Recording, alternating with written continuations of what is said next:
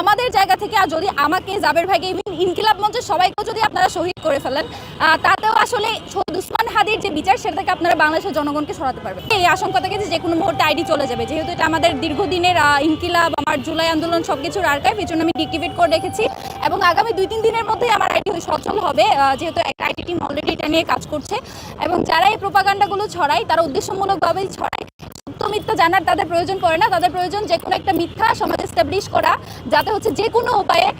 যে কোনো মাধ্যমে শহীদ উসমান হাদির যে বিচার সেটাকে ভিন্ন খাতে প্রবাহিত করা যায় এবং তার যারা সহযোদ্ধা আছে তাদেরকে বিতর্কিত করে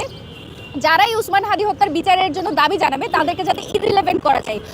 আমি তাদেরকে বলবো আপনারা দয়া করে আরেকটু পড়াশোনা করে আরেকটু স্কিলফুল হয়ে তারপরে এই প্রোপাগান্ডাগুলো ছড়াবেন, কারণ পৃথিবীতে কোথাও কোনো বলদও মানে নিজের ফেসবুক অ্যাকাউন্টে কোনো খুনের হত্যার বিচার দাবি মানে পরিকল্পনা করে না। এবং আমাদের জায়গা থেকে যদি আমাকে, জাবের ভাইকে, ইভেন ইনকিলাব মঞ্চের সবাইকে যদি আপনারা শহীদ করে ফেলেন,